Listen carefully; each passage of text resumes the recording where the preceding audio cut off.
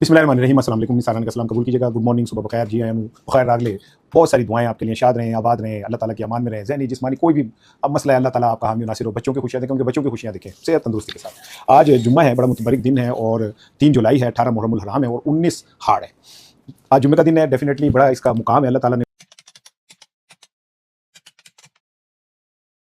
भी जुम्मे के वक्त की फजीलत के हवाले से बात की है और मैं इस जुम्मे का आगाज़ जो है आपको सुबह सुबह बहुत सारी दुआओं से कर रहा हूँ। कहते हैं कि जब इंसान घर से दुआ लेके निकले तो रास्ते में उसकी बहुत सारी मुश्किलात हल हो जाती हैं। अल्लाह ताला आपकी मुश्किलात हल करे। बरतानवी हाई कमीशन जो है वो पाकिस्तान पहुँच रहा है। का इमरान खान से तो मुलाकात होनी है, लेकिन पीटीआई के लिए भी कुछ थोड़ी आसानियाँ इस सेंस में है कि पीटीआई को अपने बात जो है उन तक पहुँचाने में आसानी होगी। कुछ मुलाकातें कहा जा रहा है कि पीटीआई की होंगी, लेकिन अब असल मसला जो पीटीआई को दरपेश है ये कि वो कौन लीड करेगा, बैरिस्टर गौहर और सलमान अकरम राजा। लेकिन यहाँ पे अब एक नई जो मिथ बनी है, ये इस पर मैं बात करूँगा कि क्या पीटीआई के फैसले बैरिस्टर गौहर करने की पोजीशन में है या नहीं। अगर नहीं है तो फिर कौन करेगा। आज ये जो कल कॉन्फ्रेंस हुई है अदालती रिफॉर्म्स के ऊपर, उसमें भी एक कंडीशन एक वक्त ऐसी आ गई थी कि क्या कहते हैं, सीएम केपी ने कहा कि भाई मुझे बताएं मैं जाऊँ या ना जाऊँ, मैं चला जाऊँ फिर मैं गाला कर दो, ना जाऊँ तो फिर फड़ पेगा, तो मुझे बताएं जाए या ना जाए। तो फिर एक नया मसला सामने आ गया कि इसका फैसला कौन करेगा कि भाई इनको जाना चाहिए या नहीं जाना चाहिए। ये जो पीटीआई में एक नई चीज़ पैदा हुई है, ये मेरा डिस्कशन होगी। और ये भी कि जो बरतानवी हाई कमीशन यहाँ आया है वो इन मुलाकातों से पीटीआई को क्या मिलने जा रहा है। इमरान खान से मुलाकात होती है तो क्या ये बात ऐसे सोची जा सकती है कि इमरान खान को कोई नई ऑफर आ रही है। इस पर ज़रा गौर कीजिएगा। यह भी मैं यहीं पर रखे, एनु गल होल्ड करो, मैंने इससे आगे फिर बात करनी है। एक अपने जो इसाक डार साहब हैं, हाँ हाँ, कैसे यार दौर आ गया कि आप वैसे हैबिचुअल वो जो प्रोटेक्शन बिल लेके आ रहे हैं उसमें जी किसी होते जब 2 मुकदमे उनके 7 बंदे बह के फैसला कर लेंगे तो ये क्रिमिनल है। वो खैर रुक गया स्पीकर पंजाब असम्बली की वजह से, लेकिन आप अपनी तरफ नहीं देखेंगे कि क्या हो रहा है। अब वो नायब वज़ीर आज़म इसाक डार साहब के जो एक बहुत करीबी अजीज़ हैं, उन पर FIR भी हो गई है, मतलब तुन के पर्चे आया उन्होंने। और वो पर्चे में है कि आप सुनेंगे तो धुआं निकलेगा कि अगवा, रेप, गैंग रेप, अल्लाह माफ़ करे। इस पर मैंने अभी बात करनी है आपसे।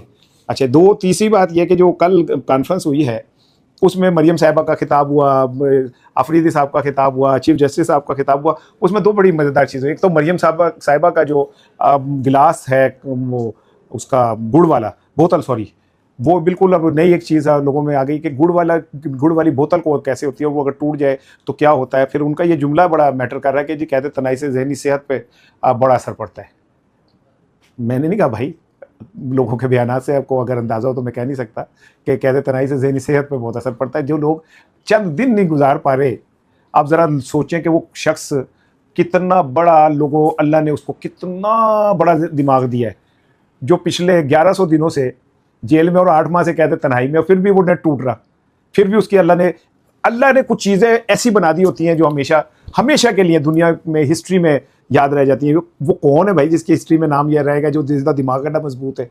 इसके ऊपर मैं बात करूँगा। लेकिन ईरान में जो साबिक सुप्रीम कमांडर आयतुल्लाह खामेनी साहब की जो आखिरी रसूमात हैं उनकी तैयारियों पहुँच चुकी है। गैर मामूली सिक्योरिटी इंतजाम देखे जा रहे हैं। ईरान के खातमुल अंबिया सेंट्रल हेडक्वार्टर के कमांडर अली अब्दुल्लाई ने वीडियो के जरिए बयान जारी किया कि अमेरिका और ईरान, कान खोल के सुन लो, अमेरिका और इसराइल, अगर उन्होंने हमारे मुतालिक को गलत अंदाज़ा लगाया, हम क्या कहते हैं, हमें किसी गलत फहमी का शिकार ना होना। तो मैं बता रहा हूँ, हमने ये जब रसूमात शुरू होनी है तो उसके बाद अगर किसी ने कोई एडवेंचर किया और अगर किसी किस्म का भी किसी के दिमाग में कोई खन्नास है तो ये जहन में रख ले कि अगर इस तरह हुआ तो फिर हमारी तरफ से आखिरी जंग होगी। ये बात भी अब ज़रा मीडिया में आनी शुरू हो गई कि जो वहाँ की सियासी क़यादत है वो थोड़ा सा बैकफुट पे गई है और पासदारान इनकलाब जो है वो फ्रंट के ऊपर आए हैं। 2 दिन पहले इराक़ची साहब का जो इंटरव्यू चल रहा था और जब उन्होंने ये बताने लगे कि जी पैसों की ट्रांजेक्शन कैसे होगी, तो अचानक उनका इंटरव्यू गायब हो गया। तो इससे आप अंदाज़ा कर लें कि वहाँ पर पासदारान इनकलाब जो है वो आहिस्ता आहिस्ता आगे बड़ी खौफनाक चीज़ होगी। मैं आपको बता दूँ, ये एक सेमी मार्शल किस्म की चीज़ हो जाएगी अगर वहाँ पे पासदारान इनकलाब आगे आए।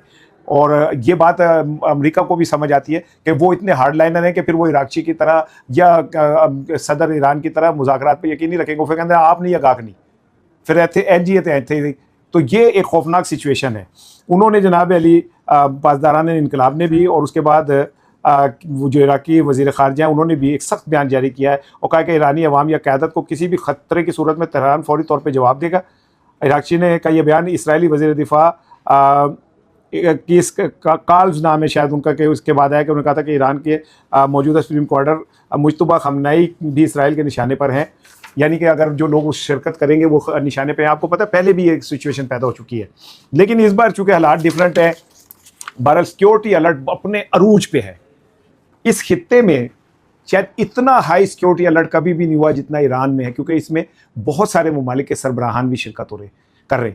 और ये बात अमेरिका और इसराइल को भी पता है कि यहाँ पे ज़रा सी गलत फहमी एक आलमी जंग का आगाज़ कर सकती है। और पासदाराना इनकलाब के लिए ये तय है कि अगर ज़रा सी भी कुछ हुआ तो फिर उसके भयानक असरात मुरतब होंगे। यही वजह है कि जो खलीजी ममालिक हैं वो भी इस हवाले से पूरी तरह अलर्ट हैं, और वो ये कहते हैं कि भाई खुदा दा वास्ता है जनाब अमेरिका साहब, तानू तो चपेड़ा वजन की आदत है, यानी आपको तो थप्पड़ खाने की आदत है, जुतियाँ खाने की आदत है, कभी आप वियतनाम में खाते हैं, कभी अफगानिस्तान में खाते हैं, सानू बख्श दो। अमेरिका और मशरिक़ वस्ता के 12 ममालिक के फौजी सरबराहान का भी सिक्योरिटी इजलास हुआ है, और उन्होंने इस पर गौर किया कि भाईजान आने वाले दिनों में क्या होगा। वैसे आपस की बात है, वो जो 34 मुल्कों की फ़ौज बनी थी वो कहाँ चली गई? वो समझ नहीं आई कि वो फ़ौज 34 मुल्कों की बनी थी, जिसके सरबराह जो थे वो पाकिस्तान के एक रिटायर्ड जनरल थे, शरीफ क्या नाम था उनका, राइल शरीफ साहब, वो कहाँ चली गई? कुछ गुआचे बारे सूचना किसी को पता हो तो कोई इश्तहार विश्तार अखबार में दे दें। लेकिन चले बहरहाल, अब मैं आता हूँ अपनी असल चीज़ की तरफ। असल चीज़ ये है कि जनाब अली हालैंड की एक खातून है स्टीफन एंड्रियान, और उनके साथ थी वेनेज़ुएला की कोई हसीना। ये खातून सिंगापुर के दौरे पे थी। सिंगापुर आपको पता है दुनिया में वो सियाहत से तो उसका मुल्क चलता है। वहाँ पे इनकी मुलाकात हुई एक पाकिस्तानी के साथ जिसका नाम है रज़ा डार। रज़ा डार साहब को ये कहा जा रहा है, मैं नहीं कह रहा भाई, मैंने कान लगा के सुना है दुनिया टीवी पे, समा पे, इधर उधर, मैंने अपने स्टाफ से कहा मैंने कन्फर्म करके बताओ, तो कहा हाँ जी वो नायब वज़ीर आज़म इसहाक डार साहब के करीबी अजीज़ हैं। मैंने फिर कहा कि यार सोच लो भाई, तो उनका नहीं जी इसहाक डार साहब के करीबी अजीज़ हैं रज़ा डार। उनके ऊपर पर्चा दर्ज हुआ है डिफेंस के अंदर, उन समेत 5 लोगों के ऊपर जिन पर इल्ज़ाम है कि उन्होंने हुआ बराए तवान और गैंग रेप, अंदाज़ा कर लें आप। और वो जो खातून है स्टीफन एंड्रियान, वो कहती है कि जी मेरी सिंगापुर में मुलाकात हुई, इन्होंने कहा जी पाकिस्तान की सैर कराएं, आओ बच्चों सैर कराएं तुमको पाकिस्तान की, जिसके खातिर हमने दी कुर्बानी लाखों जान की। तो वो आ गई वेनेज़ुएला की खातून के साथ। वैसे वेनेज़ुएला खूबसूरत मुल्क है, अक्सर वेनेज़ुएला की खवातीन ही जो है ना वो मिस यूनिवर्स बनती हैं। मैंने तो पता नहीं भाईजान, मैं तो तस्वीरें भी ईमानदारी की गल देखता हूँ तो मैं बड़ी एहतियात से देखता हूँ, नज़र पै जाए कुछ और हो जाए फिर फ़ायदा बेगम के आगे फिर बंदा, तो इसलिए मैं एहतियात करता हूँ भाई, मैंने आपको साफ बता दिया। लेकिन इन्होंने उन्हें बुलाया सैर के बहाने और फिर दोनों को कर लिया कैद FIR के मुताबिक। और कॉल स्टीफन एंड्रियान के फिर हमारे साथ गैंग रेप होता रहा। पता नहीं यार मुझे ये सुबह को किस तरह की फजूल जुमले लफ्ज़ बकवास करनी चाहिए कि नहीं, उनके साथ ज़्यादती होती रही। और अब पर्चा दर्ज हो गया और कहा यह जा रहा है कि प्रेशर इतना आया है, इतना प्रेशर आया कि ये FIR भी दर्ज होगी और कहा गया कि तुन के FIR दो और किसी को माफ़ी नहीं मिलनी।